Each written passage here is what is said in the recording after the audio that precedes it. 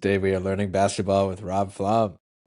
The Eat the Paper man himself is here on the pod, managing editor at 213 Hoops, at Lob the Jam podcast, co-host for the Clippers fans out there. You gotta keep up with all this great work. Man, what a time for the Clippers. Just what a roller coaster from that we will dive into. But before we even start with all things Clippers that are never ending entertaining, how you doing today, Rob? I'm doing well, man. It is I'm in Michigan, and the weather finally got nice for a week or two and now went back to being really horrible again, so that's a bit of a downer. And it's a Yeah, Monday. I mean, I'm in Florida and it's hoodie season because of the cold front. Yeah.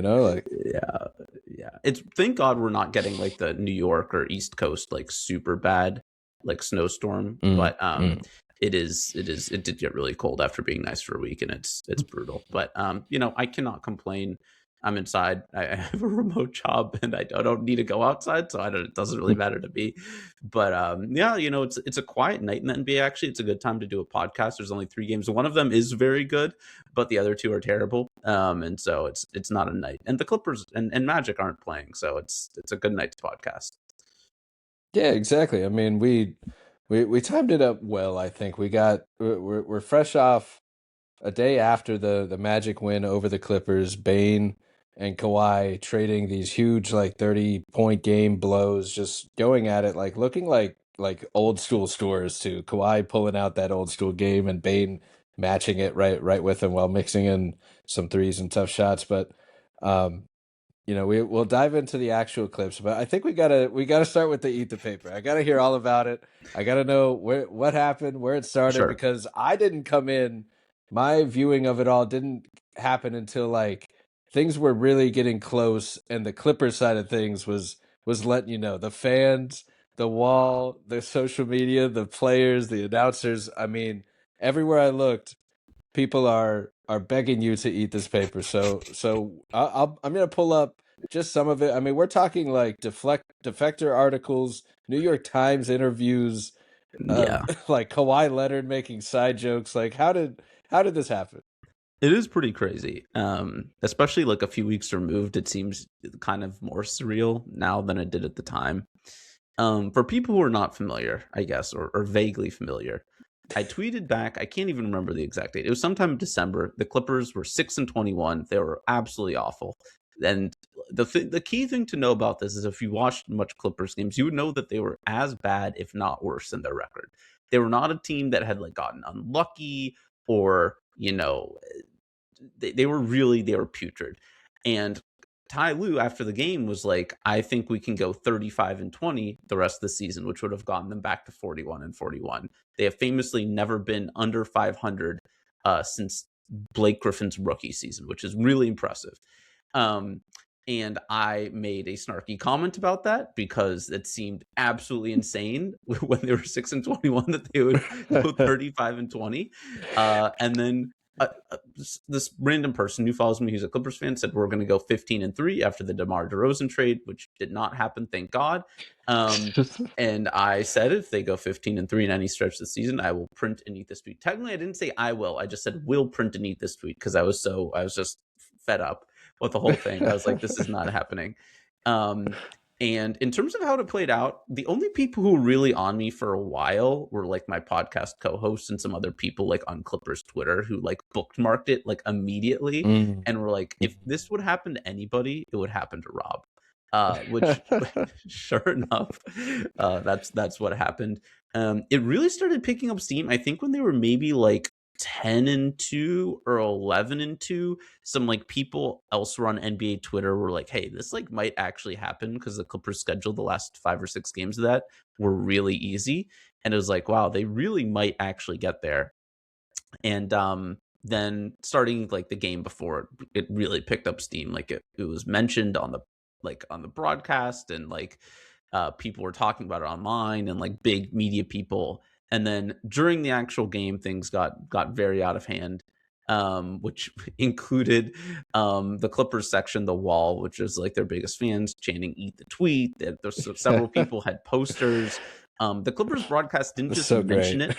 They had like an entire 6-minute segment about it. It went on because the game was a blowout. They were playing the Jazz, who were not trying. And so the game was over in like the third quarter. And so there were like it was 6 minutes that they were just talking about this. And Brian Seaman, who's the Clippers' great play-by-play guy, was like, please be nice to him. Like he said the exact same thing I did. He was like, if you said at 6-21 that they would do this, they would have been like absolutely insane. I'm like, thank you, Brian. It is insane. And so that, I think, being talked about on the broadcast for 6 minutes was the craziest part. That or people chanting my name. Then they asked people about it after the game. Like they asked Ty Lue and John Collins and Kobe Sanders and Kawhi Leonard.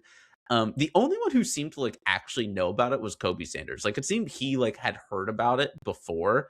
John Collins and Kawhi were just like, that's kind of funny.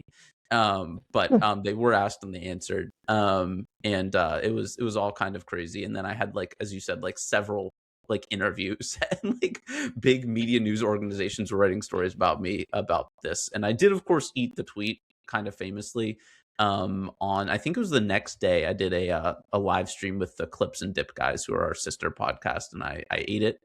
It's on YouTube. It has like 7,500 views, which is absolutely crazy to me. I don't know why that many people would want to log in to watch me eat it, but that's most of the story. Things were like really crazy for 3 days. Like it's like was a true 15 minutes of fame type thing. And like it was cool, but I also like I'm fine like having tons of people text me randomly, doing like several interviews. Like I once was enough. But yeah, it was a wild time. Yeah, that's Ty Lue. But yeah, it was a few weeks ago, and it was a wild ride. And this Clippers season is just, to bring it full circle, has just been absolutely, even by Clipper standards, the Clippers are there. Just, it is. Everything happens to them. Yeah, it was not pulled it fun. up. We had the moment, man.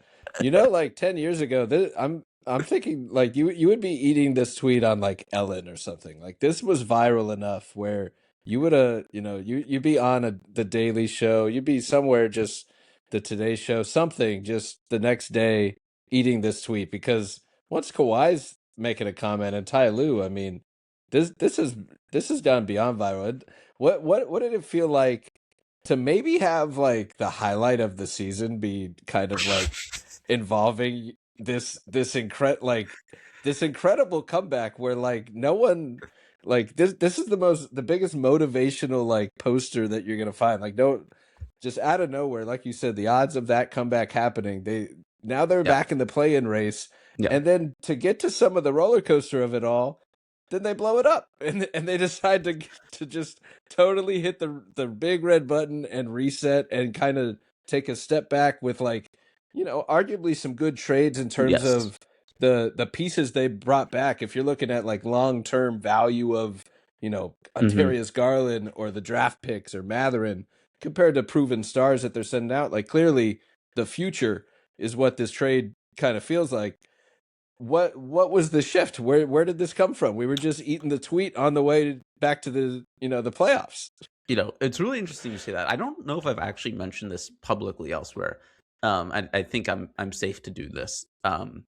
Amazon Prime, like people from Amazon Prime reached out to have me do a segment about it, about the eat the tweet thing. Oh man! All right.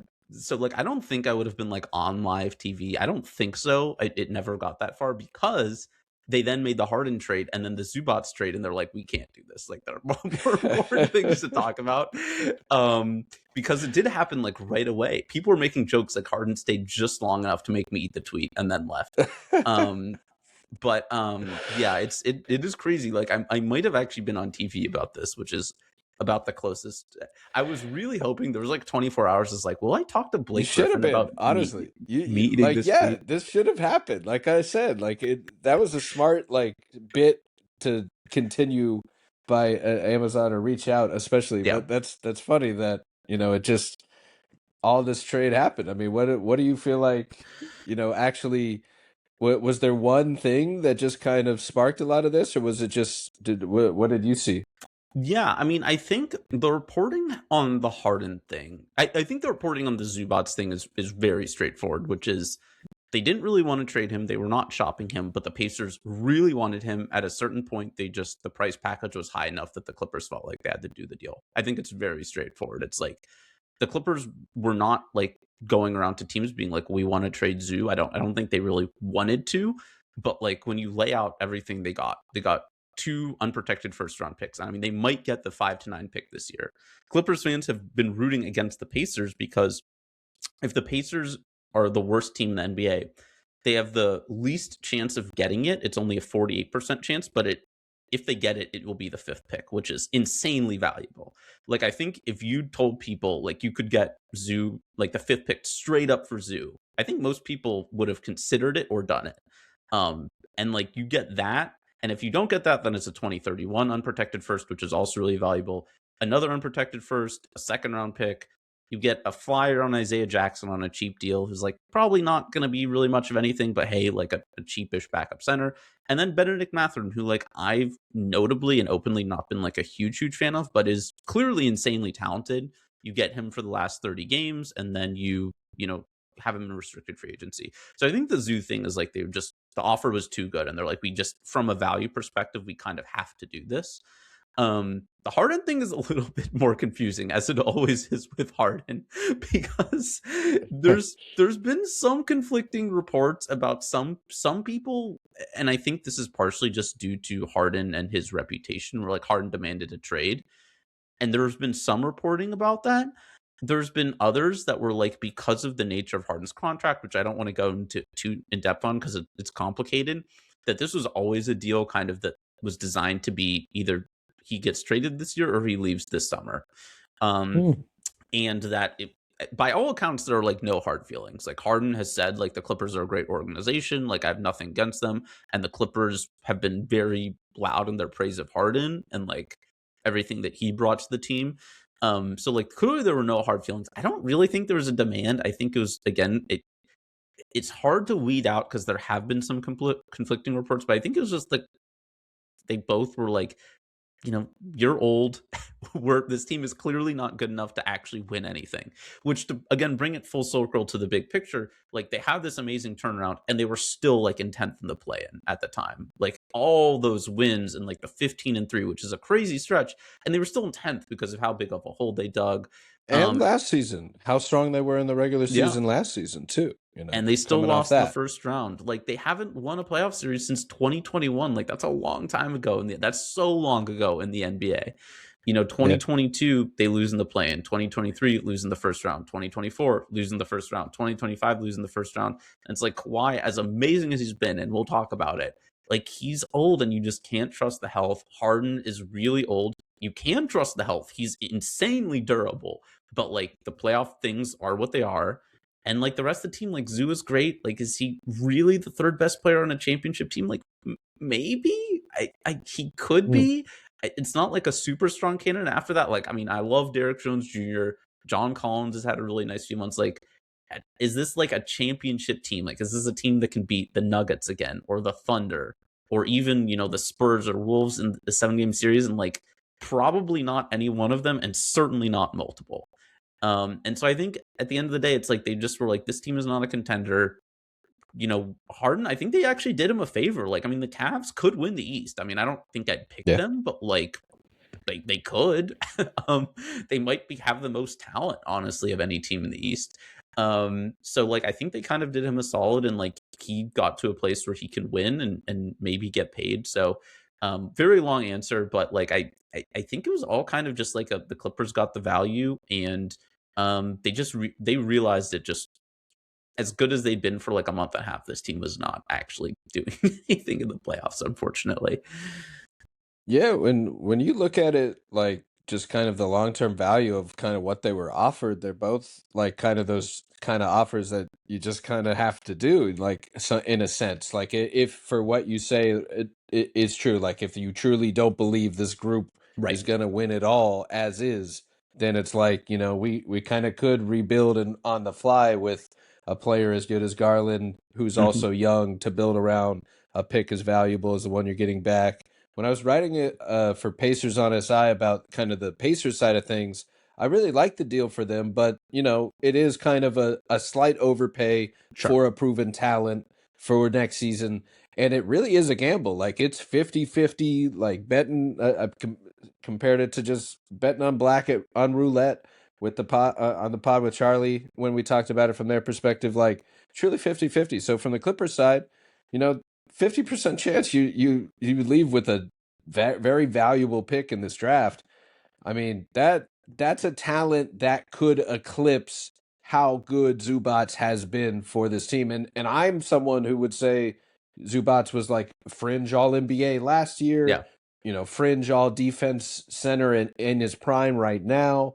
But like you said, like kind of if the team's a little over the hill and not quite contender ready and isn't really proving it in the playoffs and all those things add up, it did seem like maybe Garland was the one that wanted out a little bit, and Harden was just kind of available for the reasons you said with the contract. And it definitely, as soon as Harden's been nothing but like you said, very excited and thankful for the time with the Clippers, but like kind of sees the Cavs as his last chance to maybe win it all. And I think do kind of having less of a responsibility and spotlight to create everything, like him and D Mitch in the backcourt, he probably sees that as like more sharing the load versus like he's correct me if I'm wrong, but like he's kind of been the one that's been consistent for a long time in the regular season, especially for this team, like that they have relied on for their offense. Yes. Yeah. I mean, I definitely think Harden, in terms of consistency, has been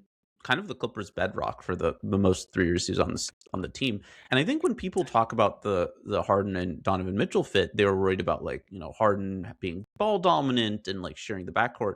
People forget, because it feels like a lifetime ago, that when he first was traded to the Clippers 2 years ago, they had Paul George on the team still, and Kawhi Leonard, and also Russell Westbrook. And the thinking was like Harden was not going to be the main guy on offense, is that he was going to come in to be the facilitator, and Kawhi and Paul George would be the lead offensive options, and Harden would be able to settle back into the role he was more in with the Brooklyn Nets, when he was awesome in the 1 year he was on the team with Kyrie and KD. And like he really was that year. Like when you look at his stats, like I forget what he averaged scoring wise, but it was one of the lowest of his career since he became a star. I think it was the lowest. And like he really was like really more of a playmaker, and I think he's been that way with Cleveland so far. Like I think there's a misconception that he wants to take a lot of shots, and I actually don't think that's the case. Like I think he was actually really excited to come to the Clippers, and like have other guys take all the shots and kind of frankly do a lot of the heavy lifting in terms of creation and focus on like playmaking, hitting catch and shoot threes, all that stuff, which he's great at. And between Kawhi's injury and Paul George, I would say a swear word here, but really falling apart in the playoffs and just kind of letting the team down in various ways. Like he had to take on more, and then obviously Paul George left, and then Kawhi Leonard was injured the next year, and then all of a sudden it was back to the Harden show. I don't think he really wanted that.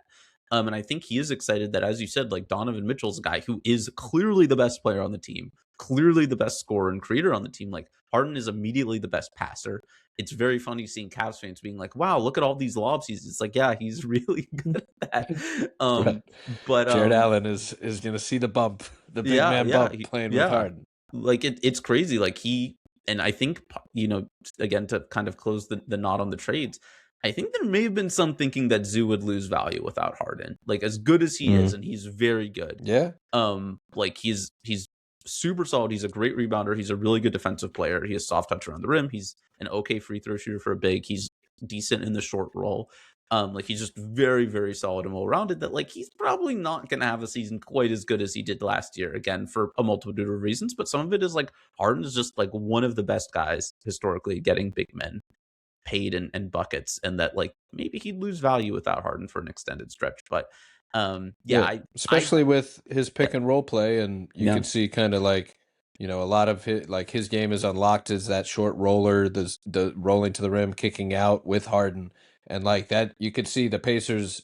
That's why they trade for him for Halliburton to have some of that optionality. But you can also see from what you're saying with the Clippers, like cash in on that value kind of trade wise now, because he's now going to be like a 1 or 2 option, and that just might overextend him, and only the kind of, you're not going to get the 5th pick if he starts losing efficiency on higher usage by this summer, and suddenly he's, lost all that trade value from last year.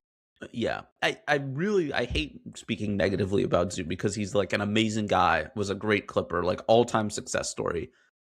Clippers fans would get really frustrated. They'd be like, why isn't Zoo getting the ball more? Like, the Clippers need to get the ball to Zoo. And it's like, I love Zoo. Like, he needs to be fed the ball. Like, he's not somebody, forget like a Jokic. He's not even like an Alperen Şengün or Domantas Sabonis who you can give the ball to, like, at the top and just have him, like, dribble, drive, attack the basket. That's not who he is.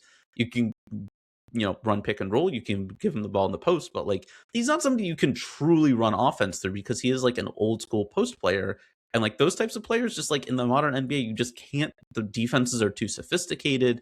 The Clippers in particular, also like their spacing wasn't great. They have a lot of guys who aren't great shooters. And it's like, you can't run offense through him like that. So I completely agree that like, if they'd asked him to be the second option and like really tried force feeding him post ups and stuff, like I don't think it would have worked great. Like he's amazing touch, like he would be efficient on those, but there would be lots of turnovers. And there are a lot of times this year where they just couldn't get on the ball, and people would blame everybody else. But it's like part of it is Zoo's limitations. Like he's not a creator. He's really good at what he does. But I mean, I think he's an amazing fit on the Pacers. I love them going for it. I don't think he was worth what they paid for him, but like I love that they're like, you know what, we think we can win a championship in the next 2 years. Well, Pascal Siakam is still awesome, and Halliburton we think will come back great next year, and like we have all these role players. So I love the trade for them. But like yeah, they did overpay in terms of raw value. So like it just is what it is. But it was a fascinating trade. It was the most interesting trade of the entire deadline by like a mile. Yeah, I think the Clippers getting that 50% shot at a top pick is in this draft is really, really valuable. Like if it's not like a perfect blue chip asset, top 4 pick, it's as close as you can get, because I keep kind of saying like even like you can almost pick anywhere in the lottery, but like a late lottery pick in this draft is a top 3, top 5 pick in most drafts. So like, you from the Pacers perspective, they still keep one of these top 3 or 4 like superstar level type prospects in-house, where it's kind of like, okay, you get the young guy for the future that can probably run with this team now, and really any of them fit really well because they're all great, and there's a ton of different ways they could go with it. Or you punt and you rebuild later, but it is a calculated risk, I think, at the time, where it's like, at the time too, it still kind of is viewed 4-player draft with Wilson there and Debonsa. Yep. But like, Flemings and Dalen Swain, I think, are guys that could get more talk in that realm. But maybe you secure top 4 at the time, thinking like that's all I care about, and then draft day comes, it's like, man, I really wish I had 6 or 7 just for this guy. But Yeah. that's how it works, and in this draft, it's going to be tough. So I think like Clippers coming away with Garland and let's say a Dalen Swain or a Flemings, or just some top guard, or so it's a loaded guard class, and you do already have Garland, so who knows? You'd probably go big man, I would imagine, with the lack of front court. And something else with Harden is like, they have kind of built this roster of play finishers and defense guys, and Yes. not much playmaking, and like that's never been Kawhi's thing either. No. And like, he's obviously, Kawhi is out there playing like Michael Jordan, but he's just not like the natural like create half court offense for everybody else kind of guy. That's just what Harden is so masterful at. And when I was I Harden's playmaking obviously will be very valued by the Cavs side now, but the Clippers are going to miss that, and they need Garland to kind of come in and see what he can do with the full arsenal, and that's something he wanted to see. So is building around Garland and this potential pick now just as like, and I guess Matheran, just as like, is that as much of the plan as Kawhi? Is it still prioritizing Kawhi win now? Is it just kind of doing both? Like, Kawhi's comments were like, I think fans might want to give up on this season. It's not looking great, or something like that. So it wasn't the best thing to hear as a Clippers fan. Where do you think do you think they're trying to like 2 timelines it around Kawhi? Is that where we're at? I don't, but I'm or not. What? Yeah. What do you think? I'm not super. I will not pretend to be like ultra plugged in to like the Clippers front office. Like, I don't know. I do not have connects with like their decision makers. Like, and even if I did, I'm not saying it just because like I don't want to reveal stuff. I do not have any inside knowledge. My guess would be that the answer is no, and I think they will pivot off Kawhi in the next year or so. What really comes down to this draft, though, like, I mean, if they get this pick, that could change things in multiple ways. Like, maybe they decide, like, we're getting a blue chip guy who we think could be really good right away at pick 5 or 6 or whatever. And, like maybe they think Kinston Fleming or Mikal Brown or whoever it is like good to go. Like, maybe, I don't know, like pairing with Garland could be tough, but like maybe they're like, we see the Spurs with a bunch of guards. Like, we think, we can pair these guards together with Kawhi and like get a couple free agents. And like all of a sudden we're right back in business right away.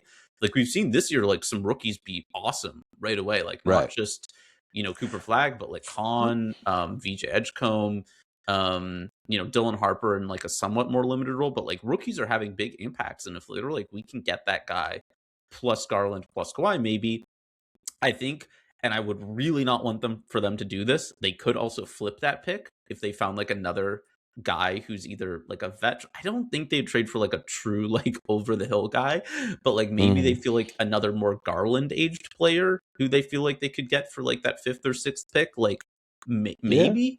But like if they don't get the pick, I think they're definitely going in a different direction. Like if the pick gets deferred to 2031, I think that will be kind of like the end. I think that would be a lifeline. And you could also view it the other way. And it's like they get the 5th or 6th pick, and all of a sudden it's pivoting hard the other way. Like we're turning over the keys to this guy in Garland, and Kawhi, like see ya. But like it just opens up more possibilities. Whereas I think if they don't get the pick, I think it's just gonna be like we're pivoting to the long view. Kawhi, it's just like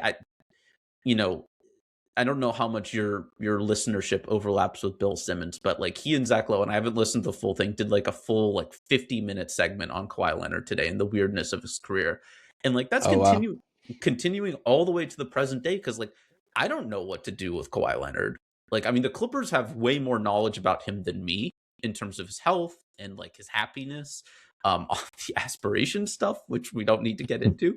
But like like I have no idea. Like, I mean, his play the past 2 months is like top 5 in the league guy. Some people are like, he's been the best player. I don't think he's as good as Jokic or SGA or probably a healthy Giannis, but like he's probably been better than Luka. I think he's better, like healthy Kawhi this year, I think has been better than like Cade or Donovan Mitchell or Anthony Edwards. Like you could argue, like I think those guys are all awesome. Like if fans of those teams are like those guys are better, like there are certainly arguments to be made. But like his play over the last couple of months is like I think like top 5 by like metrics and just eye test and stuff. And it's like he's not that old, like he's not young, but like he feasibly could be at this level or close to it another year or two. And like, are you just getting rid of like that like all NBA first team level guy like right when he seems to be getting healthy and back in his stride? On the other hand, you could just be like the next injury's around the corner, like who knows what's going to happen with the aspiration thing. So I guess we should find out this year. So maybe that's not a summer consideration, because all the reporting is we should know this year what happens with the aspiration stuff. But yeah, I do not envy the Clippers decision makers on what to do with Kawhi, because I frankly have no idea. Like I think you could try to sell high on him this summer, and some team who's like the Wolves, for example, like flame out, and it's like, could you trade him for like Jaden McDaniels or something, and like and whatever salary, or some other team that like is like, we need to win now, like the Rockets or something? Could it be like Jabari Smith and picks or something like that? And like all of a sudden, I don't even like Jabari Smith that much, but it's like, again, you're resetting around this like much younger timeline and replenishing your pick pool, and like all of a sudden you're kind of back on track for like a medium and long-term outcome. Whereas with Kawhi, you're like, he could get injured again or start experiencing swelling, and all of a sudden he loses all of his trade value, and you're back in kind of like no man's land. So I have no idea, frankly. My guess would be that they're going to try to pivot in some way. But I think a lot depends on whether the pick conveys, and they know more about his medicals. And again, like, we don't really know, because he's not the type to say, but like he really might want to go somewhere else this summer. He could be like, this team is not going to win a championship while I'm here. I want to contend for another title. And like, I don't think he'll have a hard trade demand. I don't think he's going to pull like a Harden or Butler, but like they might know that he wants out this summer, and I have no idea personally. So, it's hard for me to really say. But if you ask me like point blank, I'd be like, I think like 60-40, they'll probably do more of like a pivot to a new timeline rather than two timelines. So I don't know. There it is. There it is. No, I mean, I definitely agree. Whenever like the switch flipped for him, like he's just been on an absolute tear, like as good as anyone, save for Jokic and Shea, like, uh, but like at their peak, like he's putting up games as good as anyone Yeah, right now and the past few months, and I do think there's like for the full season, like Cade is up there MVP wise to yeah, have that for sure. case, and when you get the full season, it's tough to judge all of it, but like he's playing as well as anyone in the league and has been for what feels like multiple months now. Like all NBA, it feels guaranteed to get the All NBA, and he didn't get All Star, right? So he'll probably have that No, he did get All season, Star or did because he end up making? he had that performance in the Yeah, All Star game, which I did not yeah, watch, he by the played. way. Yeah, But yes, but that's yeah, that's why I had to ask, honestly, but I had to double check. yeah, he did. But because I know for a minute it was a question if he was gonna like Yeah, be the All NBA guy that didn't make All Star, and that was the big case. It's like he's just, and it's an interesting way to think about the voting looking back. But he was just kind of not playing at the same level the whole season. But correct. now that he is, like you said, like he's just, it's tough to decide what to do with him. I do think um, you just like when you have that talent, he wants to be there. He's home in Los Angeles. Like you did it. You got the guy, but like it's tough to just kind of like punt for picks and do it all over again. Hmm. Especially when you gave up Shea, the guy, to get the guy, one way or another. But it is tough. I happened to see the Goat movie today, Steph's movie today with my dad. So it actually is very similar to, no spoilers, but similar plot with the proven aging star and the young buck, small guard shooter trying to make a name. And things might work out for them in the movie. So you never know if Garland and Kawhi, what that kind of looks like. I think what's the status on Garland this season? I was just saying, I feel like you got to see these two together before you move on, unless it's not till the summer or next year.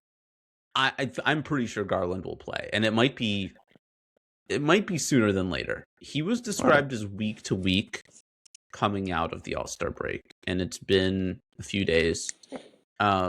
He's I think they mentioned he's practicing 4-on-4. I'm unless he has a setback, I think he will play this year because Clippers famously do not have their pick. They have no reason to tank. And I mean, I think Garland is kind of like the new pillar of the team, and like they want to be careful with his health, but like it's not like he has like an Achilles or like ACL or anything. Like it is like this persistent toe thing. But like I think if he's healthy and like practicing, I think he will play. So like I, I think sometime in March. I don't know when in March, but like I would guess he plays like the last 15 to 17 games of the season, like maybe first or second week of March he comes back.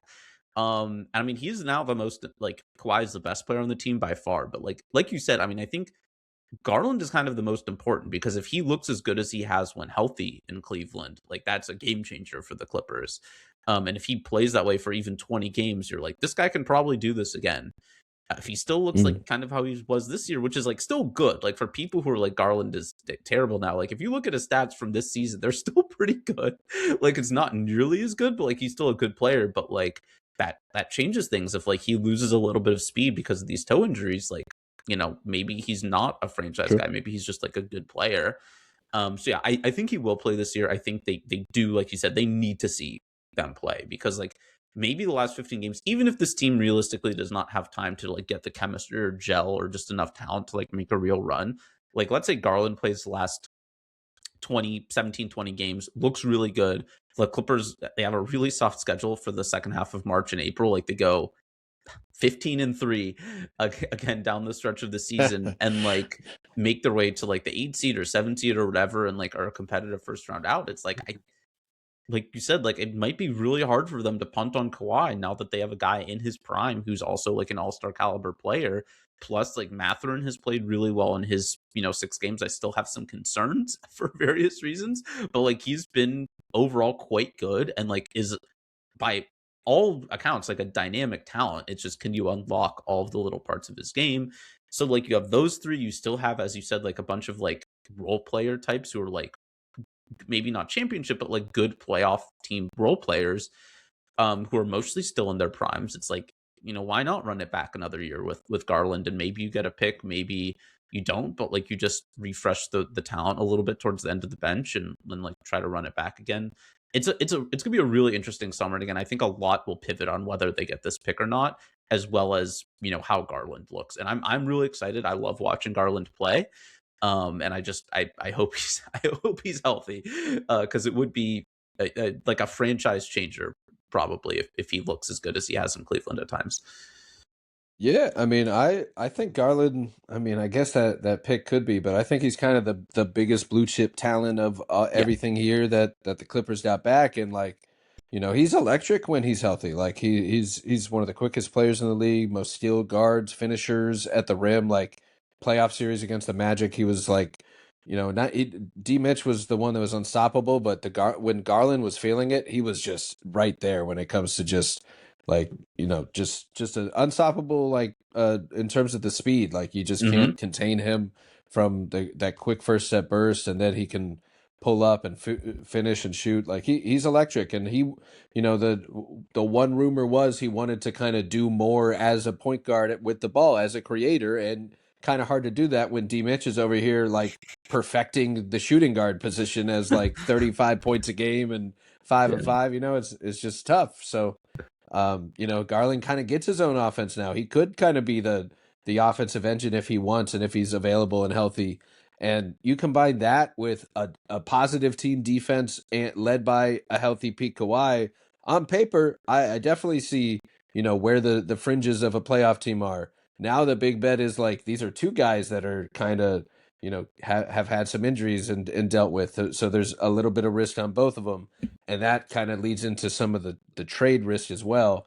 With the pick, Dalen Swain is the guy that I'm going with here with the Clippers. If they get the fifth pick, I had a similar thought with the Bucks. He's a guy that kind of like J-Dub for the Thunder could just kind of like bring in like a co-star element very quickly as like this slasher that can finish at the rim and bring plus defense on the wing, and just very kind of overall efficient, doing a little bit of everything, like two-way team first guy. Like big fan of him. I think he'll slide into those top, like maybe not top five, but like that 5 to 7 range talks Mm-hmm. is where he'll end up. And that's a guy that I could see like sliding right in, like Garland, Swain, and Kawhi as kind of, for now, and also maybe long-term backcourt.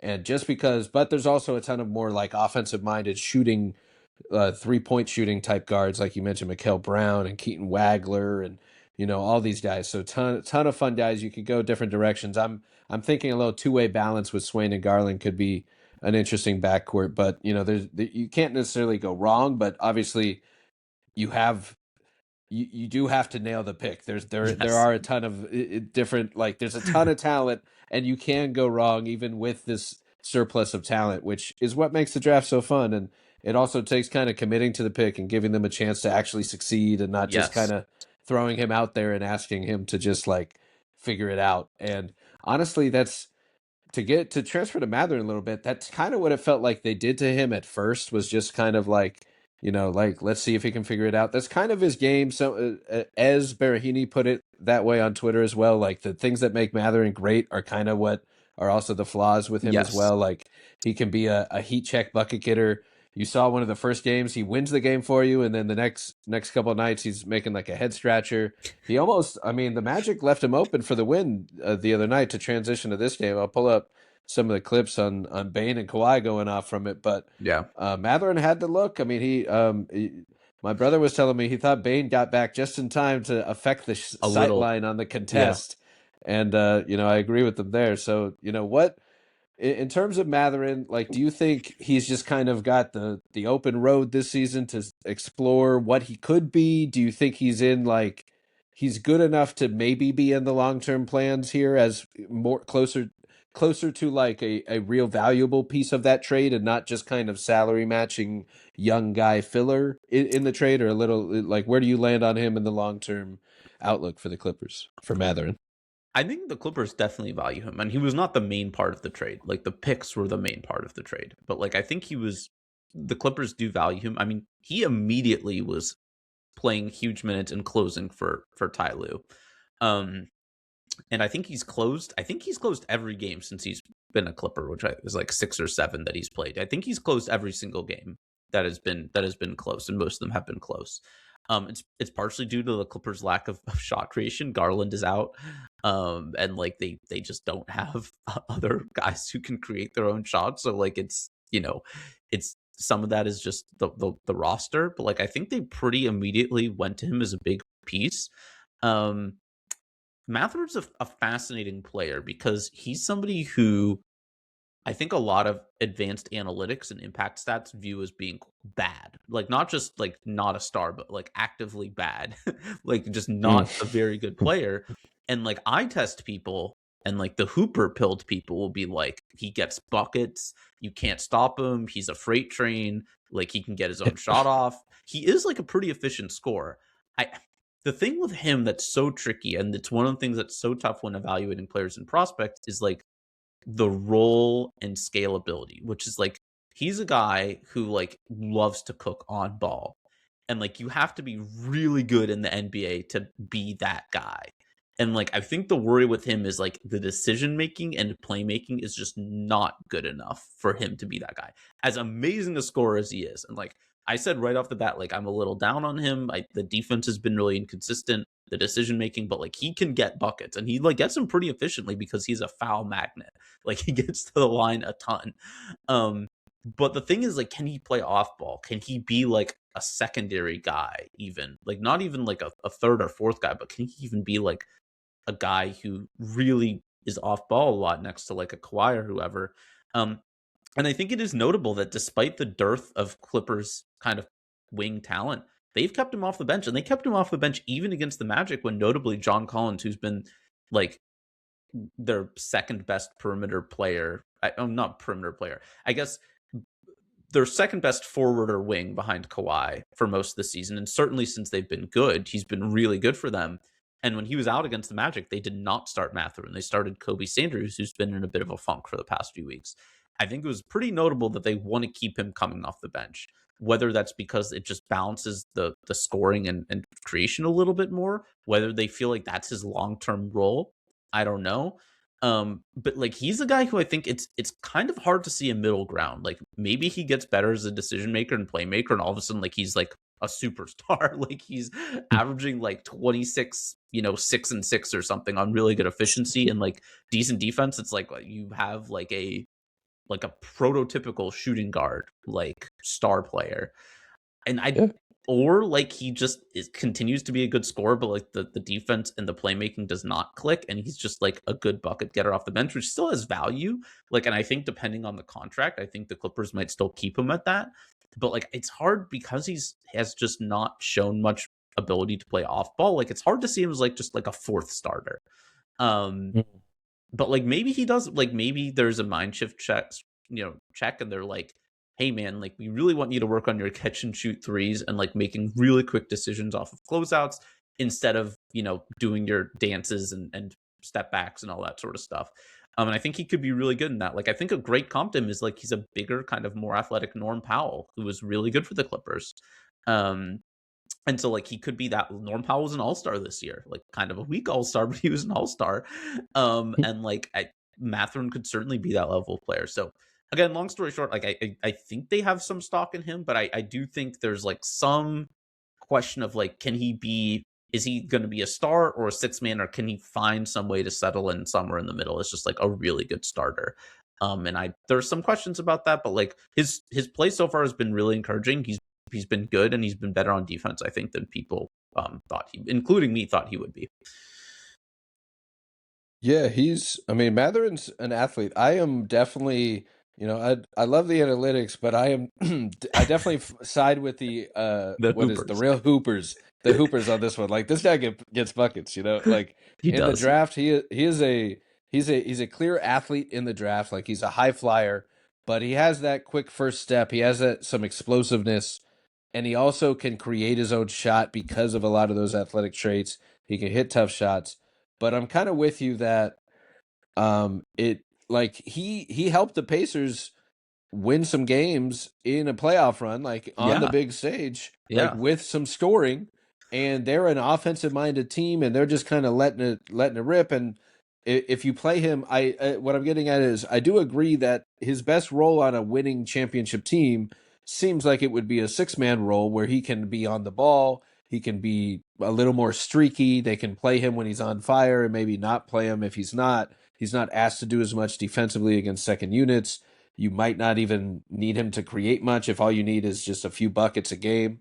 The one of the just fun NBA comparisons that comes to mind, not really for any direct comparison other than just Ty Lue's experience. He coached LeBron, Kyrie, J.R. Smith. Now you have Kawhi, big wing, Darius Garland, more of like a Kyrie type self creator guard, and then J.R. Smith and Matherin. There's some the overlaps there in my mind Yeah. as these athletic, bouncy 6-man bucket getters.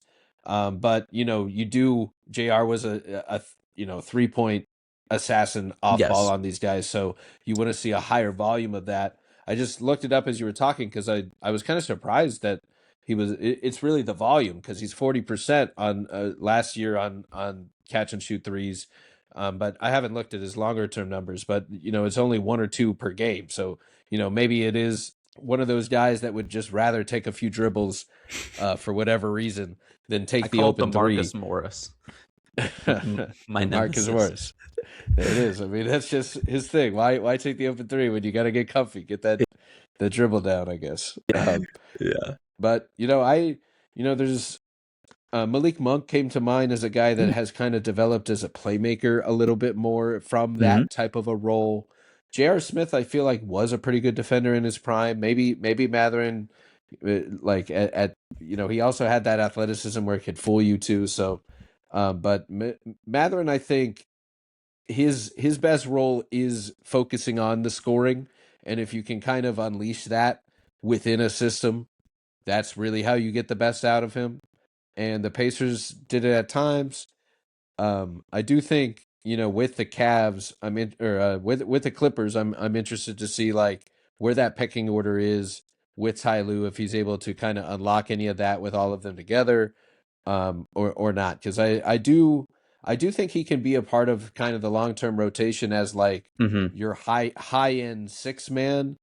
But like I don't know if you can also get away with starting him and Garland in the backcourt as your 2 starting guards defensively. I think is what it comes down to. Like unless Mhm. you figure out something electric offensively to kind of counter that. Yeah, a lot. Yeah, a lot really comes down to like who else is on the roster because I mean the Clippers traded Zoo obviously as we've discussed, which has left a hole at center. And Right. you saw yesterday in the game against the Magic, like Brook Lopez, still solid in some ways, is really old and really slow, and is like, this might be. I don't think this is gonna be his last year. I think he actually has a player option for next year, but like his days as like a big time starting level player at like a high level is over. Yanic Niederhauser is a guy who like I was skeptical on in the draft. I think a lot of draft people were, and has pretty much really impressed in his limited minutes. Like I still have some concerns. I think some Clippers fans are going a little overboard, but like he's huge and like insanely athletic and plays really hard. And when you Yeah. combine those 3 things, like that's an NBA center. Like that's a valuable NBA center. And it's like if he's able to catch up on like the intricacies of NBA defense in a couple years, like he could be like a real lob threat, offensive rebound threat, like a rim protector. And again, like, is Kawhi still Kawhi by that time? Like, is Garland able to recover? But like, you can see the makings of like a Garland, Matherin, Kawhi, Yanic Niederhauser sort of. Core is putting it too far, I think, but like those guys kind of make sense together. John Collins, even as the 5th guy, makes some sense as like a bigger power forward who can do some of the dirty work and also hit threes. So like, I do. My guess would be the Clippers re-sign Mathurin just based on his play so far, and I just don't think they'll want to let the asset walk for nothing. I will say that I think, in addition to some of what you've alluded to in terms of him maybe not being like an ideal fit in the Pacers system, I do think there's been some reporting that like he wanted a contract that they just was not close to what they were willing to offer him. And like as so Mm. much in the NBA comes down to is like are you willing to pay the guy? It's not like, do we like this player, or is he a locker room issue or whatever? It's like, do we think we're going to value this player what he's worth? Because like we've seen that, like I think most notably with Quentin Grimes, who's been traded like what feels like a billion times because he's always wanted a lot of money, and teams are like, we like you, we think you're good, but we don't think you're anywhere close to as good as you or your agents think you are. And like I think, as you mentioned with the the tweet about him, like a lot of his positives are like that he's extraordinarily confident even by NBA player standards. But like if him and his agents think like he's a superstar and like needs to get paid, a 4-year $120 million deal or something, like I'm sorry, I don't think the Clippers are gonna pay him that much.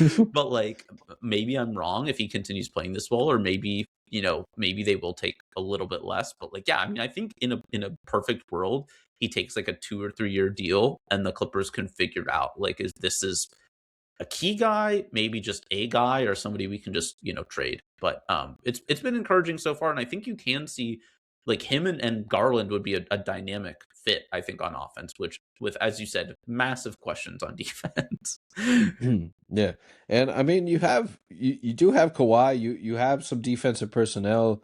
Like maybe you can kind of flank them if you can figure it out offensively where they're just explosive together. And the idea of having all three of those guys out there means you really, if you double to Kawhi, you're leaving Garland open. If you might, if you double either one of them, you're leaving Matherin wide open. So like there is a little bit of that too, when it comes to just creating advantages for each other. Like maybe that could be pretty electric. So I am interested to see, because he's a guy that like maybe just hasn't the second team could be the right fit. Yep. And a better fit. Like it could be that guy. He's clearly got a lot of talent to do like X, Y, and Z right. And it's one of those players where like if he can just kind of find that right role and system to just be unleashed doing what he's great at, he could bring positive impact to the right lineup.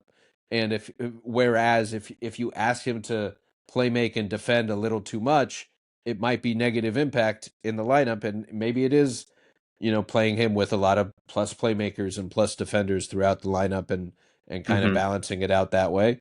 But he's definitely like interesting enough to be worth a swing, especially with how open the team is minutes wise and opportunity wise right now. Do you think this season it is just is still up in the air? Like, you think they could still be kind of a playoff team? I think just based on standings, I'm a little skeptical. Really a lot of it comes down to Garland. Like if he's able to come back like pretty soon and is able to hit the ground running and be like prime Darius Garland, like all-star, like fringe, like top 25, like 25th to 30th best player in the NBA for like the last 20 games, and they win a bunch of games and get up to like the 7th seed, like I wouldn't pick them to beat the Spurs. I also don't think the Spurs have a single guy capable of guarding Kawhi Leonard. And like in some ways, I think that's maybe their best matchup. Now, I think on the other end, they'd be very hard pressed to contain the Spurs' athleticism and youth on the other way. But like, I do think that like Kawhi is a horrific matchup for them. And way like a lot of other top Western Conference teams like have, the Wolves have Jaden McDaniels and Anthony Edwards. The Rockets have Amen Thompson, Jabari Smith, like Tari Eason, whoever. The Thunder have a perimeter guy, even though a lot of them are undersized for Kawhi, but still they're awesome. Like a 2-7 matchup with the Spurs is one like I would pick the Clippers to win that, to be clear. Like I'm not saying like I think they would win that series, but like there's a universe where Kawhi Leonard goes crazy and the Spurs, are like in their first playoff series as a team, they get a little shaken. Like the Clippers steal game 1 or 2 and then win 2 at home, and all of a sudden it's 3-1. And it's like I could see it. It's a little harder I mean, the Rockets have been kind of a disaster for a number of reasons. Like if the Clippers somehow drew them, it's like why couldn't they beat the Rockets? I guess like Kawhi would be the best player in that series, presumably. So to me, it would come down to matchups. But like one series against any team but the Nuggets or the Thunder, I could see. I think multiple series is where you're asking a lot of like Kawhi's health, as well as like Darius Garland's health, as well as like the supporting talent, who I think are good for the roles they're in, but like maybe not like again like championship level guys. Um, but yeah, it really all comes down to Garland. Like if Garland is limited or can't play, I mean, this team they're going to lose in the play-in or make the first round and get absolutely annihilated. And if they all of a sudden add like an all-star point guard to their roster, they'll look a lot different. Right. And it's just impossible. It's impossible to say. I do think, like I said, I think he will play in like a couple weeks probably, but like how good he is, and like it's a whole new system, a whole new roster. He's only ever been on Cleveland. And it's a completely different system. Like he's never played with a guy like Kawhi Leonard before. He's also never had like the perimeter defenders like he'll have with Chris Dunn and Derrick Jones Jr. Like maybe that helps him a lot, but like it's just as good as I think he is, I think it's also like a big adjustment period, and it's very late in the season. So like I find it hard to believe they could really make like a playoff run. But like if you told me they like were a pretty competitive first round out, I think that's reasonable. If you even told me they got a favorable first round matchup and like beat the Lakers or Spurs or Rockets, I'd be like, yeah, it's not impossible. But I wouldn't bet on it. And I also, even though like I think the Lakers are not good, like the Lakers just the karma, not karma, what's the opposite? Just the Lakers, everything goes right for the Lakers and nothing ever goes right for the Clippers. So a series against them would just be an absolute nightmare fuel. But I'm not super confident for the rest of the season, but like Garland could come back next week and look awesome, and I could be like, yeah, why not? Like, why couldn't the Clippers make a run out of the 7th seed or whatever? Yeah, if the Clippers make the second round, Rob Flom will eat this tweet. I would. We got it. We got it again. They are properly motivated.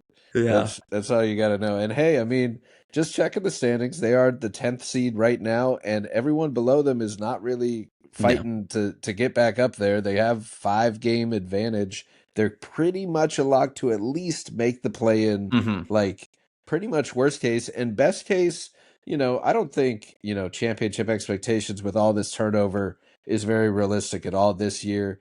But I do like best case scenario is, this team wins a play-in game, makes a series, maybe does maybe an upset over a team like you said, unlikely. But that would take, it would be like Pete Kawhi being the best player in the series and the other team having no answer, and then Garland being, good enough to contribute, and Matheran having a good game, and the team defense showing up. Like, if everything goes right, right.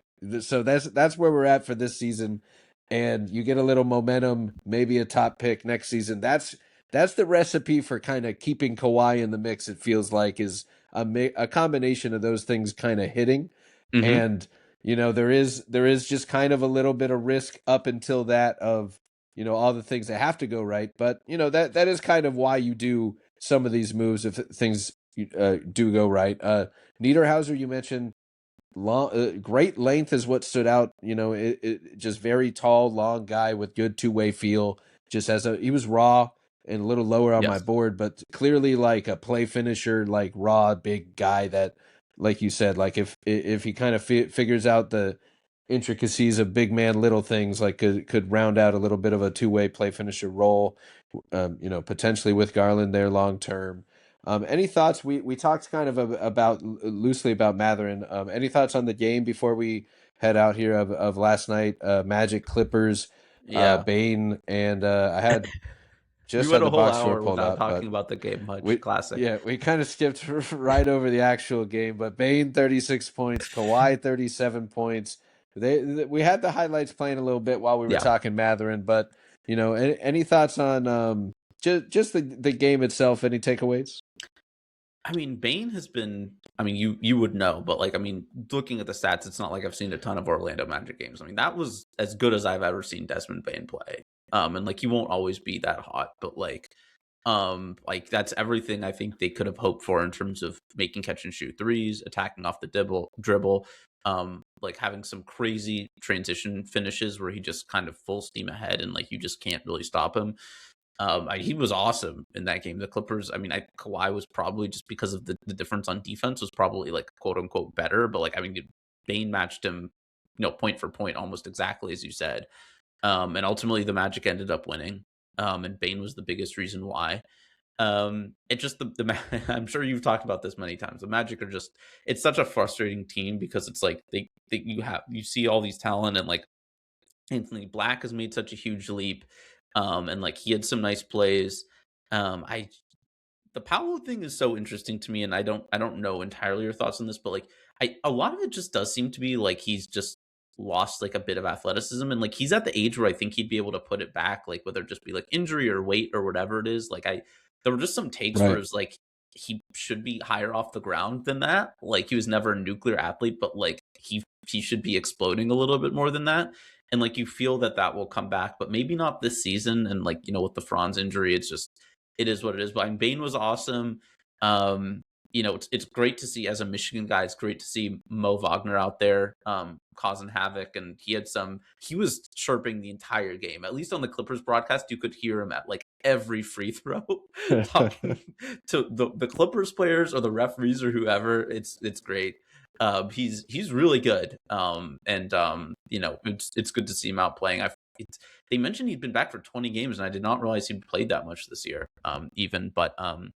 Yeah, I mean the Magic, like I'm sure again you've talked about it, seem like they should be better than they are, even with the all the Franz and Suggs injuries. But like on nights when Bane is cooking like that, and like their defense, I thought was mostly quite solid. Kawhi just did Kawhi stuff, and Matherin did a little of Matherin stuff. But like I thought the Magic's overall defense was quite sound. Like the Clippers barely got any threes up. It was a really good win. Like again, the Clippers don't have Garland, John Collins, like I've mentioned multiple times, really important part of their team also not playing, but like they've been good at home. Kawhi was awesome. And like the Magic just beat them. So like it's an encouraging win. It's just one game. We've seen all season the Magic have encouraging games and then like lay a goose egg. But like they were impressive in that game. Like I don't think it's like a banner win that we like this is the turning point of our season, but like it was a pretty impressive win. And for the Clippers, like it just is what it is. Like you'd wish they'd won that game at home against a Magic team that's been very up and down. But like without Garland and Collins, they just did not have much firepower. Like I love Chris Dunn. It's like asking Chris Dunn to play point guard and like run offense is just not great use of Chris Dunn. It also impacts his ability on defense. It's just like Jordan Miller gets moved up the food chain, Kobe Sanders gets moved up the food chain, and these are like nice players, but like you should not be asking them to do what they were asking them to do against the Magic yesterday. So a lot of Clippers fans are really upset, and it's like the Magic outplayed them a little bit, and like it's just they were shorthanded, and just it is what it is. So good win for the Magic, but like I think like an encouraging-ish loss for the Clippers. Like any game where Kawhi is awesome and Matherin plays well at this point, like is a pretty encouraging game. And it was the first game all season, I guess you probably don't know this, that Yanic closed. That was not garbage time. So that was interesting to see. There were some blunders, but there were also some insane athletic plays. And it's like, hopefully he continues getting those reps this year and like solidifies himself as like a future piece. But it was a good win for the Magic. It was, I don't know if it's like their best. It's certainly not their best of the season, but it was a really nice win for them. Bane was just unstoppable from start to finish. No, it's definitely like up there for a marquee win, one of the marquee wins of the season for sure. Like you said, I mean, Kawhi was peak Kawhi, and the Clippers might have been missing a few guys, but that's the NBA as we've seen it, and but Batum still out there, still defending. Guys like Batum, he's still out there. Derrick Jones Jr. And I had a very similar thought with when I saw Chris Dunn in the starting lineup. I'm like, I still think he's a plus defender and can help, obviously, like on the defensive side. But sometimes I think it was like a combination of that and some tweets I saw about it. It's like when you overtask a guy and ask him to do like run the offense when he's like a defender, it's like it's not what are you doing? It's you're playing your best available, but you're just making it really tough for yourself because these are your best playmakers available, and you're asking a defensive minded guy to set up the offense when that's all you have because of injuries and trades and all that. And it's kind of unfair to Dunn and might take, like you said, might just kind of take away some of his impact. And, interesting, just to kind of, I had a similar thought when I saw the starting lineup, but they still like we're in it. And, the Magic need wins like this because they were talking about like, that Matherin shot goes in, that this there's this team can only take so many like backbreaking like Yeah. defeats like that. Like, and Bane talked about it with the Grizzlies side of things. That's happened to him before, where like they had three game winning shots in a row against them, and it really deflated them the rest of the season. The Magic need these momentum wins right now. They're going through a lot of up and down kind of facing expectations. But I actually have something coming out on Desmond Bane right now on his efficient season. He's flirting with 50, 40, 90 at 20 points a game. Only five like NBA legends have ever done that. Larry Bird, Kevin Durant, Steph Curry, Kyrie Irving, and Dirk Nowitzki. And Wow. Bane is like, 2% away field goal wise and 1% away 3-point wise from hitting all those marks like to a T.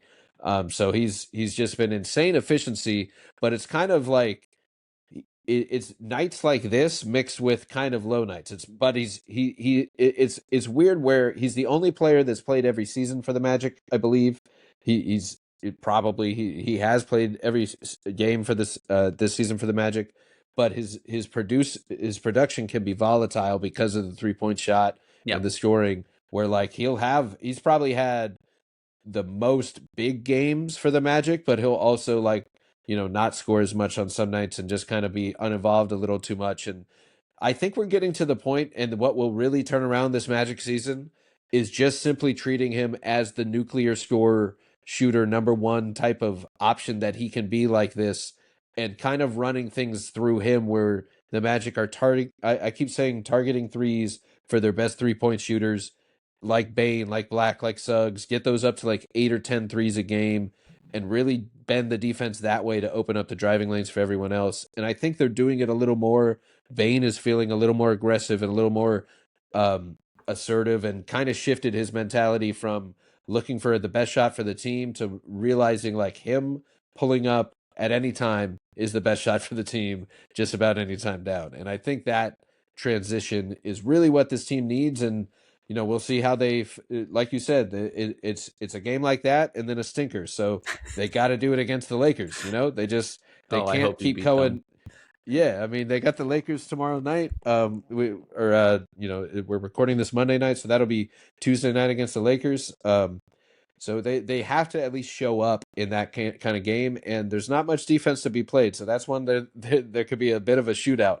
So you just got to show up and do this consistently to kind of build a little bit. But this is another kind of not lost season, but injury plague season for Orlando. I think is where you got to start with it.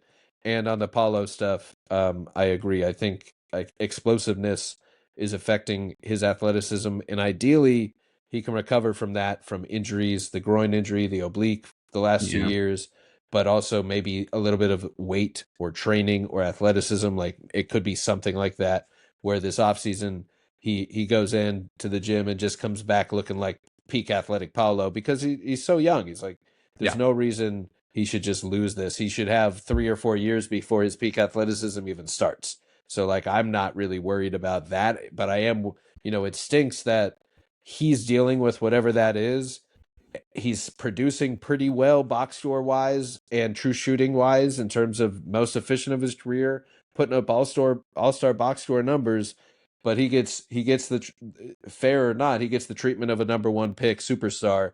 And if you're not hitting certain statistical thresholds, you're going to get trashed online for not, hitting the right analytic numbers, or being a little less efficient here and there. And I don't know. I think he just people are quick to hate on the 10% of bad rather than kind of enjoy the 90% of good sometimes with these guys. And, we just try to enjoy the basketball. So, definitely want Paulo to kind of find his peak self. And I think the Magic are getting better with how they use him to unlock the offense efficiently, and his shot profile has gotten more efficient. So just kind of fine tuning that athleticism with his shot profile could go a long way. And, one game at a time, a success for this team would still be winning one playoff series would be huge. I think just giant for this team. So I know fans can relate. yeah. I know we're hitting up against the clock here. Thanks. I see. I told you we might just accidentally start talking about eating the tweet, and then we're talking for an hour here, and That's here all we good. are. So that's how the Clippers do it, man. It's been fun. Thanks for stopping by today, Rob, and talking a little basketball, a little clips. We'll Yeah. see what's in store. I'm excited. I want to see peak Garland healthy, peak Kawhi healthy this season. In a playoff game. I want to see it. So let's You've let's talked let's me see it. into it. I feel more encouraged now. You've made me more optimistic, which people will tell you is quite a feat. So, yeah, I'm excited. Yeah, I'm honestly, I hope Franz is able to come back at some point and look good, because the East is so wide open, man. Like the Magic have had kind of a miserable year, but like why Any couldn't they beat one of these teams? Who knows? Parting thoughts on Ty Lue with all of this change. Like, do you think, like, he's kind of the steady rock through the storm of all the It, change that this team can kind of will it, like, he's part of this long-term plan as much as anything? it's so funny you asked that. And yeah, I will try not to go super long-winded on this. Yeah. Because there have been multiple times where it seems like it seemed like he was going to get fired. And like, to be clear, like, I don't think the Clippers ever felt that way. I don't think there's ever reporting that like the Clippers were considering, but like fans and like just general media were like, earlier this season when they were 6-21 and they were complete disasters, like, is Ty Lue on the hot seat? I mean, I had tweets where it's like there was a game against the Miami Heat. It was not that game, but it was like right around that stretch where it was like they no showed completely, and it was like Ty Lue might get, like, I didn't think they would do it, but I was like, this is the kind of game that gets coaches fired in the NBA. And like there was the 2023 season, but long story short, like they've said, like Lawrence Frank has been like, we think Ty Lue's gonna be the coach here for a very long time, and that's a two-way street. Like if the rebuild doesn't go great, or if Kawhi leaves and they're still kind of stuck in bad or not very good, like Ty Lue he will be in demand. Like if he hit the coaching market, teams would be lining up to get him. So like it is a two-way street, but I think all the reporting and all of the public facing statements we have are that the Clippers want to keep Ty Lue for a long time, and like it is Los Angeles. The Clippers are paying him a lot of money. As kind of frustrating as the Clippers are, it is still like they did the team valuations. Like they're one of the best, most wealthy teams, most wealthy owners in Los Angeles. Like I don't think there's really been any evidence he wants to leave. That could always change, but yeah, I would guess, again, long story short, that he will be with the Clippers for at least another few years. There it is. Yeah, it seems like with the Garland coming in, like those two kind of like Makes natural sense. point guard type of pairing, players coach at every stop, a star coach at every stop, just like knows how to.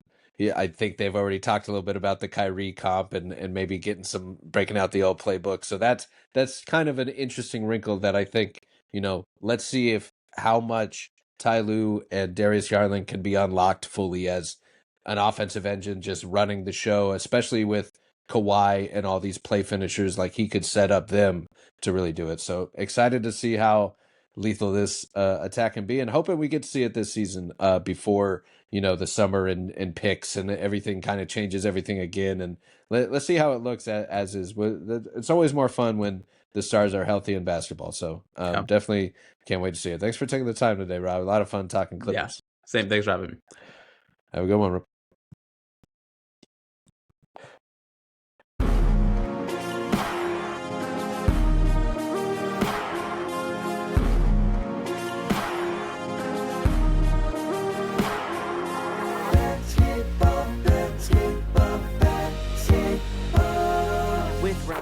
Learning Basketball is a Swish Theory podcast hosted from Beyond the Arcade. Hey, that's me.